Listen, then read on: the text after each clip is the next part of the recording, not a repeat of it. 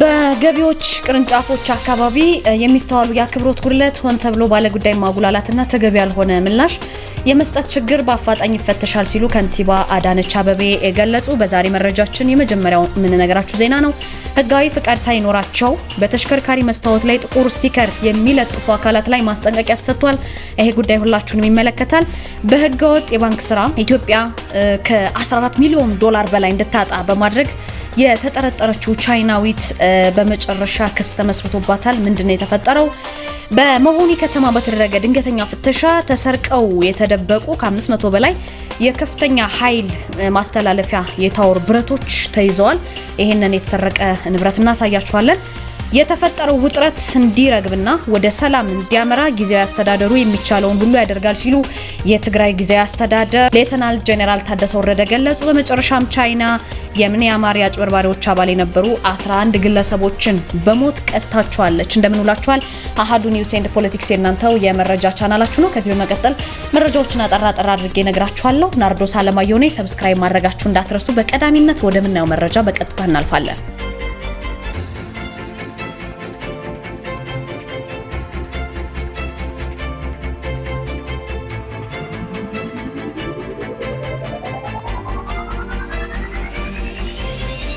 ከንቲባ አዳነች አቤቤ ጉቦን ያልተገባ ጥቅምን የለመደ ኃይል በውስጣችን አለ ብለዋል። በአገልግሎት አሰጣጥ ላይ በተለይ የሚታዩ ክፍተቶችን፣ የሙስና ሰንሰለቶችና በህዝብ ሀብት ላይ የሚፈጸሙ እክሎችን ለመፍታት ጥብቅ የሪፎርም ስራ እንደሚሰራ ከንቲባው ይህንን ያሉት አስተዳደራቸው በ2018 በጀት ዓመት የ6 ወሩን አፈጻጸም ግምገማ ባደረገ ጊዜ ማጠቃለያ ንግግር ሲያደርጉ ነው። በገቢዎች ቅርንጫፍ በተለይ ቢሮዎች አካባቢ የሚስተዋሉ የአክብሮት ጉድለት ሆን ብሎ ባለጉዳይን ማጉላላትና ተገቢ ያልሆነ ምላሽ የመስጠት ችግር በአፋጣኝ እንደሚፈተሽ ማሳስበዋል። እሳቸው በተለይ ከንቲባ ጽህፈት ቤቱ በሚገኙ የቅሬታ መስሚያ መንገዶች የቀረቡ አቤቱታዎችን መሰረት በማድረግ ግዴታቸውን የማይወጡ ሰራተኞች ላይም እርምጃ ይወሰዳል ብለዋል። እሳቸው በነጻ ሊሰጡ የሚገባቸውን የመንግስት አገልግሎቶች ለግል ጥቅም መለወጫ ያደረጉ ከደላሎች ጋር ተቀናጅተው አሰራርን የሚያጓትቱ የቡድን መሪዎችና ዳይሬክተሮች ተለይተው አግሬሲቭ የሆነ እርምጃ እንደሚወሰድባቸው ተጠቁሟል።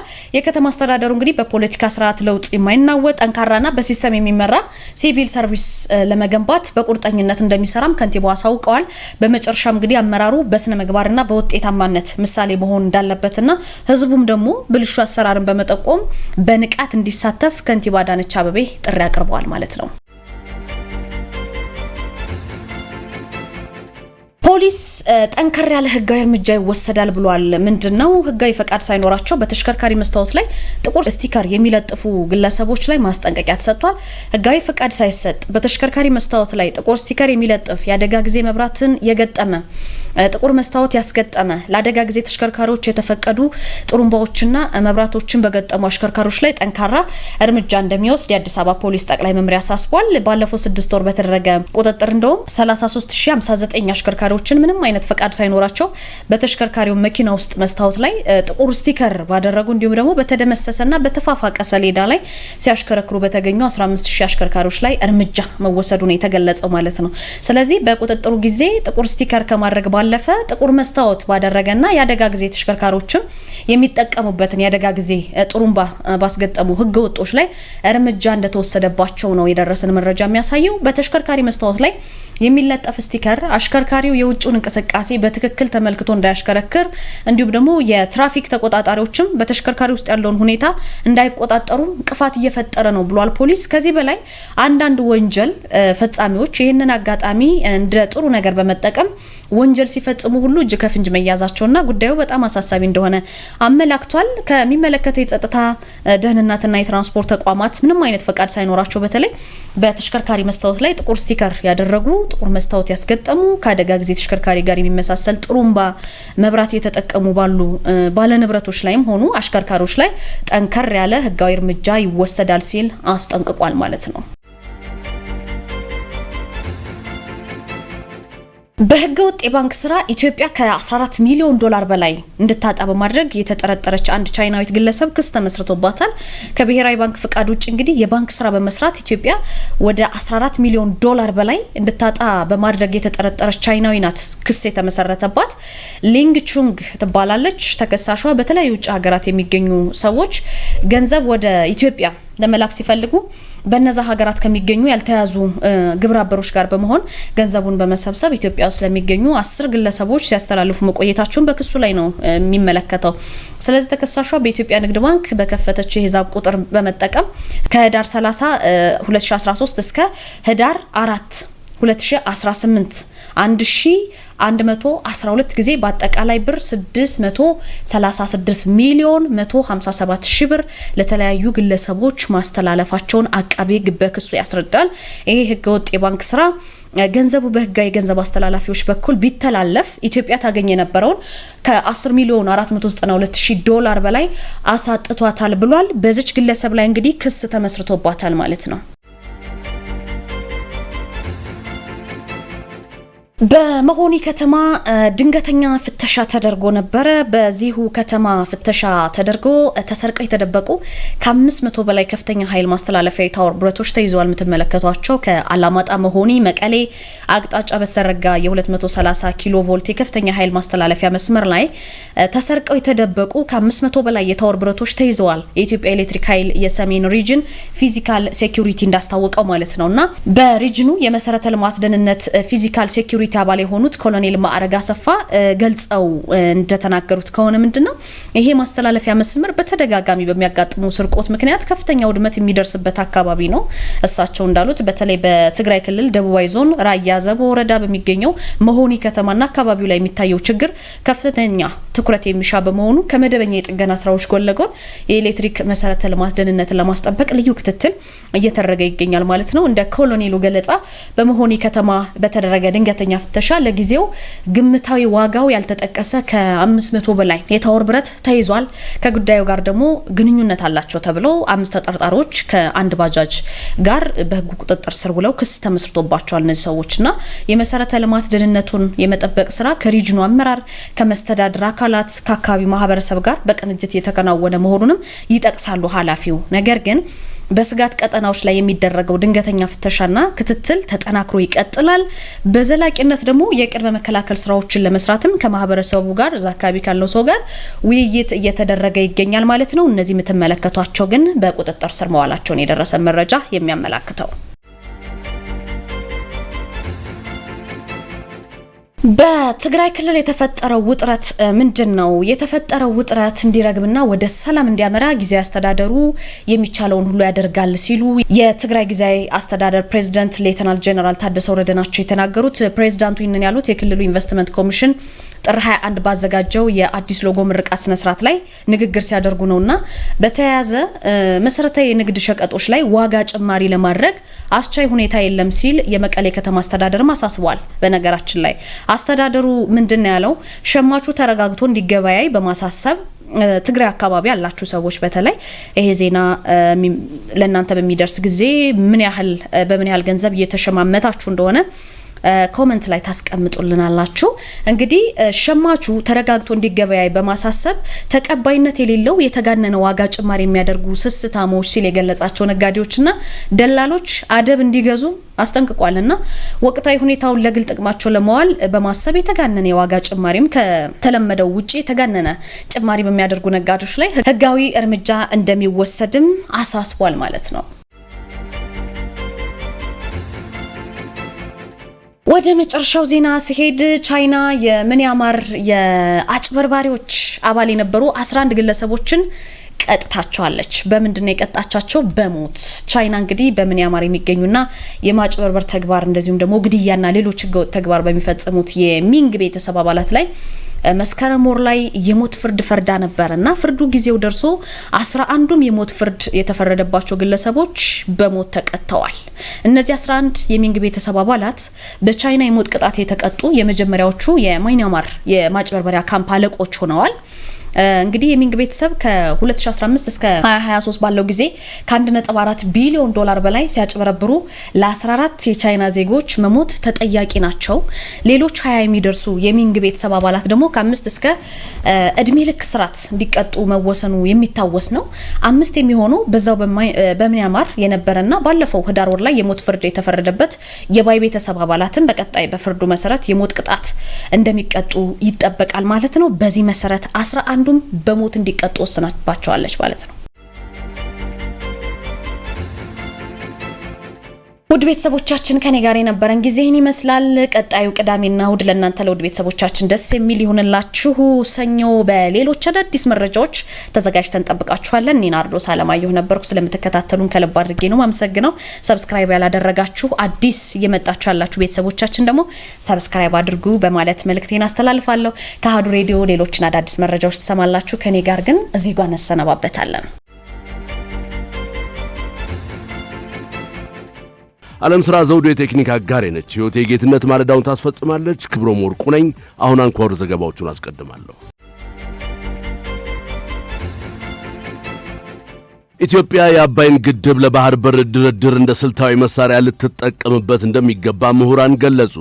ኢትዮጵያ በታላቁ የህዳሴ ግድብ ግንባታና የውሃ ሞላል ሂደት ያስመዘገበችውን ውጤት ወደ ዘላቂ ዲፕሎማሲያዊና ጂኦፖለቲካዊ የበላይነት ለመቀየር የአባይን ጉዳይ ከባህር በር ጥያቄ ጋር አቀናጅታ ልታቀርብ እንደሚገባ አህዱ ያነጋገራቸው የፖለቲካ ሳይንስ ተመራማሪዎችና ምሁራን ተናግረዋል።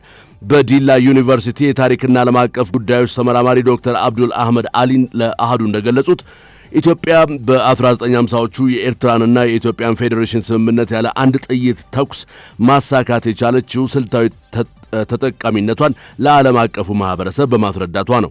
አሁንም ይህንኑ ስልታዊ ጠቀሜታ በመጠቀም የባህር በር ማጣት ከአባይ ጉዳይ ጋር ቀጥተኛ ትስስር እንዳለው ለዓለም ማሳወቅ እንደሚገባ ገልጸዋል። አንደኛችሁ ሰፊ የባህር ክልል ኖሯችሁ ሌሎቻችን ደግሞ 120 ሚሊዮን ህዝብ ሆነን መተንፈሻ ማጣት የለብንም ብሎ አብሮ በአንድ ጠረጴዛ ላይ ማቅረብ ይቻላል ብለዋል። አሜሪካና ግብጽ ለግድቡ ግንባታ የሞራል ገጽታ በመስጠት ኢትዮጵያን ለመጫን በሚሞክሩበት ወቅት ሀገሪቱ የህዝቧን ፍትሃዊና መሰረታዊ የህልውና ጥያቄዎች በአንድ ጠረጴዛ ላይ በማቅረብ ምላሽ መስጠት እንዳለባትም አሳስበዋል። የባህር በርን ስናገኝ የአሜሪካ ሚና ውስን አልነበረም። 1950 ላይ የተባበሩ መንግስታት ኤርትራና ኢትዮጵያ በፌዴሬሽን እንዲዋሃዱ ሲወሰን የአሜሪካ ይሁንታ ወሳኝ ነበረ። ከእንግሊዝና ከጣሊያን መንጋጋ ያን ጊዜ እኮ ከአንበሳ መንጋጋ ማን ያወጣል ስጋ በተባለበት ዘመን ነው። ዲፕሎማቶቻችን ከአንበሳ መንጋጋ ስጋ አውጥቶ ያሳይ ያለ አንድ ጥይት ተኩስ ነው ኤርትራን ከኢትዮጵያ ጋር በፌዴሬሽን ያዋሃድ ነው። እዛ ላይ የነበረው ምንድነው ስትራቴጂክ ጠቀሜታችንን ስላወቁ አሜሪካኖች ፊታቸውን ወደኛ ያዞሩበት ሁኔታ ነበር። አሁንም ያንን ስትራቴጂክ ጠቀሜታችንን ጎላ አድርገን በማሳየት ግድቡን እንደ መደራደሪያ ማቅረብ ይቻላል። ኦኬ ይሄው በዚህ በልኩ እኛ ኢኳሊ ነገሮችን ለመጠቀም ዝግጁ ነን። በዚህ በኩል ደግሞ መተንፈሻተን 120 ሚሊዮን ህዝብ ታሪካዊ መሰረታዊና ፍትሃዊ ጥያቄውን እያቀረበ ነው። በዚህ በኩል እናንተስ ምን ትላላችሁ? የምስራቅ አፍሪካ ፖለቲካ ተንታኝና የፖለቲካ ሳይንስ መምህር አቶ ዳንኤል ወርቁ በበኩላቸው የአባይ ወንዝ 86 በመቶ ከኢትዮጵያ የሚመነጭ ቢሆንም ወንዙን የግብጽ ብቻ አድርጎ የመመልከት የተሳሳተ ዓለም አቀፍ ግንዛቤ መኖሩን ጠቁመዋል። ይህንን ለመቀየር ኢትዮጵያ በሉዓላዊ ግዛቷ የመጠቀም መብቷን በዓለም አቀፍ ሕግ አግባብ ማስረዳት ይኖርባታል ብለዋል። የአባይ ጉዳይ ከኢትዮጵያ የግል ጥቅም ባለፈ ለምስራቅ አፍሪካ የጋራ ብልጽግና መሰረት መሆኑን ማሳወቅ እንደሚገባም ነው ያስረዱት። ባለፉት የውሃ ሞላል ዓመታት በታችኛው ተፋሰስ ሀገራት ላይ ምንም አይነት ጉዳት አለመድረሱን እንደ ትልቅ ዲፕሎማሲያዊ መከላከያ መጠቀም ይገባል ነው ያሉት።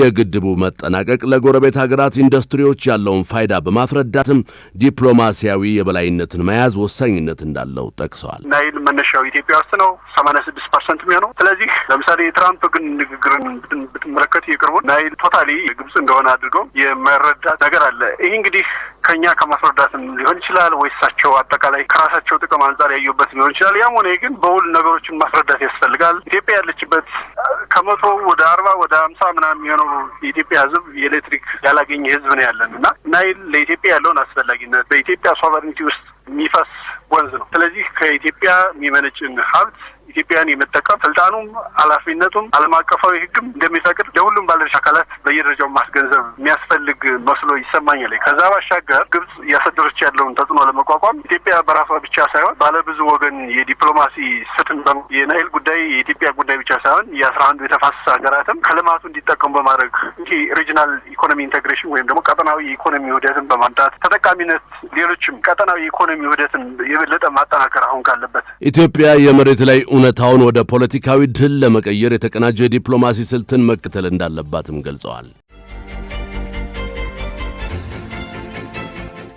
የአውሮፓን ቀጥተኛ የውጭ ሀገር ኢንቨስትመንት ለመደገፍ ከኢትዮጵያ ጋር የሚደረጉ የንግድ ስምምነቶችን ማጠናከር እንደሚገባ ተገለጸ።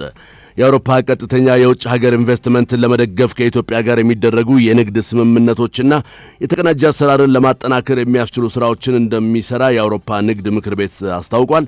በአውሮፓ ንግድ ምክር ቤት ዋና ስራ አስፈጻሚ አቶ ባህሩ ተመስገን ለአሃዱ እንደገለጹት ከዚህ በፊት ኢንቨስትመንትን ወደ ኢትዮጵያ መሳብ ለመንግስት ብቻ የተተወ ነበር። አሁን ግን የግሉም ተቋም ከመንግስት ጋር በመቀራረብ ከውጭ ለሚገቡ ኢንቨስተሮች ምቹ እንዲሆን ለማድረግ የሚያስችልና በንግዱ ዘርፍም ከፍተኛ ለውጥ ለማምጣት የስምምነት ስራዎች እንደሚሰሩ ተናግረዋል። በተለይ የኢንቨስትመንት አማራጮችን ለማሳየትና ኢትዮጵያን በኢኮኖሚ ተጠቃሚ እንደምትሆንም ነው ያመላከቱት። በ2004 ዓመተ ምህረት የተመሰረተው የአውሮፓ ንግድ ምክር ቤት በኢትዮጵያ በመላው የኢኮኖሚ ቁልፍ ዘርፎች ላይ ተሰማሩ ከ185 በላይ የሚሆኑ የአውሮፓ ድርጅቶችን ወክሎ እየሰራ ስለመሆኑም ተጠቁሟል። ከታክስ ጋር በተያያዘ ችግር ሲገጥማቸው እንደነበር በመግለጽ በቀጣይ ከመንግስት ጋር በመቀራረብ ይፈታል ብለው እንደሚያምኑ ነው አቶ ባህሩ የተናገሩት።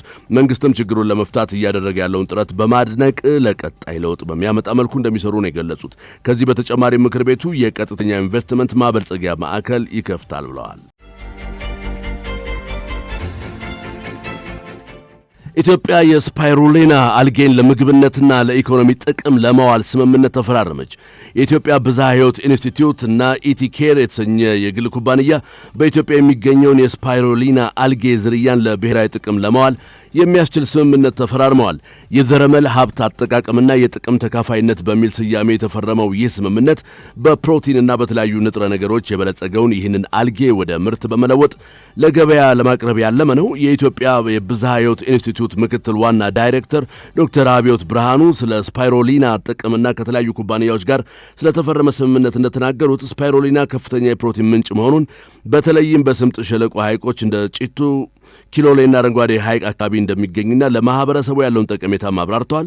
እንዲሁም ከኩባንያዎች ጋር የሚደረጉ ስምምነቶች የአካባቢው ማህበረሰብ ተጠቃሚነት በሚያረጋግጥና የሀገሪቱን የሕግ ማዕቀፍ በተከተለ መልኩ መሆን እንዳለባቸው ገልጸዋል። ይህ ስምምነት ኢቲኬር የተባለ ኩባንያ በኢትዮጵያ የሚገኘውን የስፓይሩሊና የጄኔቲክ ሀብት ተጠቅሞ ምርቶችን እንዲያመርት ፈቃድ የሚሰጥ ነው ብለዋል። የኢትዮጵያ ብዝሃ ሕይወት ኢንስቲትዩት በተሰጠው ተግባርና ኃላፊነት ላለፉት በርካታ ዓመታት እንዲህ አይነት መሰል ስምምነቶች ሲያደርጉ ቆይተዋል። እንግዲህ ይሄ ስምምነት ስፓይሩሊናን ጥቅም ላይ ሲውል ከሚገኘው ጥቅም ለማህበረሰቡ የማካፈል ስምምነት ነው። በእንዲሁ በአጠር ስናደርገው አንድም ስፓይሩሊናን የመጠቀም ፍቃድ ነው ያገኙት። ያ ማለት መንግስት በቋቋሙ ተቋም በኩልና በወጡ ህጎች፣ አዋጆች አሉ፣ ደንቦች አሉ፣ መመሪያዎች በዛ ማዕቀፍ ውስጥ አንድ ጄኔቲክ ሀብት ጥቅም ላይ ሲውል ያ በህጋዊ መንገድ መሆን አለበት፣ እውቅና ማግኘት አለበት። ህጉን ተከትሎ የሚያስቀምጣቸው ሂደቶች አሉ፣ እነሱን ጠብቆ መሆን አለበት። ያ ሲሆን ህጋዊ ፍቃድ ያገኛል፣ የመጠቀም ፍቃድ ያገኛል ማለት ነው። የኢቲኬር መስራችና ዋና ስራ አስፈጻሚ አቶ ማቴዎስ መባ እንደገለጹት ድርጅቱ ከኢትዮጵያ ብዝሃ ሕይወት ኢንስቲትዩት ጋር የአጠቃቀምና የጥቅም መጋራት ስምምነት ተፈራርሟል። ይህም ድርጅቱ በአገሪቱ የሚገኘውን የጄኔቲክ ሀብት በህጋዊ መንገድ ተጠቅሞ ወደ ምርት እንዲገባ መንገድ ከፍቶለታል ብለዋል። ምርቱ የሚመረተው በቡልቡላ አግሮ ኢንዱስትሪ ፓርክ ውስጥ በ1.5 ሄክታር መሬት ላይ በተገነባ ሰው ሰራሽ ኩሬ መሆኑንም ጠቅሰዋል። በኢትዮጵያ እንደ ጭቱ በሰቃና አረንጓዴ ሐይቆች ባሉ ስፍራዎች በተፈጥሮ የሚገኘውን የአልጌ ዘር በመውሰድ በኩሬ ውስጥ እንዲራባ ይደረጋል ነው ያሉት። ስፓይሩሊና በካፕሱል በታብሌትና በሳሼ በዱቄት መልክ ተዘጋጅቶ ለገበያ ሲቀርብ የመቀንጨር ችግሮችን በብዙ መልኩ ይፈታል ተብሎ እንደሚጠበቅ ተናግረዋል። ዛሬ በጣም ታሪካዊ ቀን ነው። ምክንያቱም ኢቲኬር ግንባር ቀደም የሆነውን ፕሮጀክቱን ዛሬ ተፈራርሟል። ስፓይሩሊና ፕሮጀክት ይባላል። ስፓይሩሊና አልጌ ነች። እጽዋትም እንስሳትም መካከል የምትገኝ ብሉ ግሪን አልጌ ነች። እቺን አልጌ ኢትዮጵያ ውስጥ እንደነ ጭቱ ሐይቅ፣ በሰቃ አረንጓዴ ሐይቅ ላይ በተፈጥሮ ይገኛል እና እኛ እዛው ያንን ሐይቁ ላይ የሚገኘውን ሳይሆን የምንጠቀመው ከሐይቁ ላይ ዘሯን ወስደን ቡልቡላ በሚገኘው አግሮ ኢንዱስትሪያል ፓርክ ውስጥ በሚገኘው የኢቲኬር 1.5 ሄክታር ላይ በሰራ ነው ፖንዳችን አርቲፊሻል ፖንድ ያቺ ዘር አምጥተን እናራባታለን ማለት ነው። ያባዛናት ለመጠቀም ያው ሌጋሊ አሁን ኢትዮጵያ ውስጥ እንደነዚህ አይነት የጄኔቲክ ሀብቶችን መጠቀም ለመቻል ከኢትዮጵያ ባዮዳይቨርሲቲ ጋር መፈራረም ስላለብን ዛሬ አክሰስ ኤንድ ቤኔፊት ሼሪንግ አግሪመንት ፈጽመናል። ይሄ ከዚህ በኋላ ወደ ማርኬት ለመግባት የመጨረሻውን ምዕራፍ ዛሬ ጨርሰናል ማለት ነው። በጣም ትንንሽ ነገሮች ስለሆነ የሚቀሩት ከ2 እስከ 3 ስቶር ባለው ጊዜ ውስጥ ለገበያ እናቀርበዋለን ብለን እናምናለን። የኢትዮጵያ ብዝሃ ሕይወት ኢንስቲትዩት ኩባንያው በደቂቃ አካላት ላይ የወሰደውን ተነሳሽነት አድንቆ መንግስትም አስፈላጊውን ድጋፍ እንደሚያደርግ አስታውቋል። በተጨማሪም ኩባንያው ለአካባቢው ማህበረሰብ ምርቱን ለሕፃናት በነጻ ማቅረብን ጨምሮ የተለያዩ የማህበራዊ ኃላፊነት ተግባራትን ለማከናወን ቃል ገብቷል። አንጎላ በጎርፍ ለተመታችው ሞዛምቢክ እርዳታ ላከች። አንጎላ በከባድ የጎርፍ አደጋ ለተጎዱ የሞዛምቢክ ማህበረሰቦች ሰብአዊ እርዳታ ማድረጓን ባለስልጣናቱ ተናግረዋል። በአንጎላ አየር ኃይል አውሮፕላን የተጓጓዘው እርዳታ መድኃኒት፣ ምግብ፣ አልባሳት፣ ድንኳንና ሌሎች አስፈላጊ ቁሳቁሶችን ያካተተ እንደሆነም ተመላክቷል።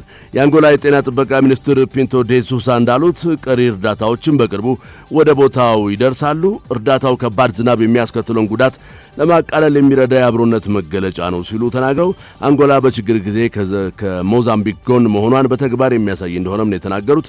የሞዛምቢክ የውጭ ጉዳይ ሚኒስቴር በበኩሉ ለአንጎላ ድጋፍ ምስጋና በማቅረብ የጎርፍ ተጎጂዎች በአሁኑ ጊዜ ስቃያቸውን ለመቀነስ ሁሉንም ነገር ይፈልጋሉ ብሏል። የጎርፍ አደጋው ሀገሪቱ ከነጻነት በኋላ ካጋጠሟት አስከፊ ክስተቶች መካከል ዋነኛው ሊሆን እንደሚችልም ተገምቷል። የሞዛምቢክ የአደጋ አስተዳደር ኤጀንሲ ጊዜያዊ መረጃ እንዳመላከተው ባለፉት ሳምንታት ቢያንስ 14 ሰዎች ሲሞቱ ወደ 155,000 የሚጠጉ ቤቶች በጎርፍ ተጥለቅልቀዋል። ዘገባው የሲጂቲኤን ነው። የእስራኤልና የሳውዲ ባለስልጣናት አሜሪካ በኢራን ላይ ልታደርስ ስለምትችለው ጥቃት ለመምከር ዋሽንግተን ይገኛሉ።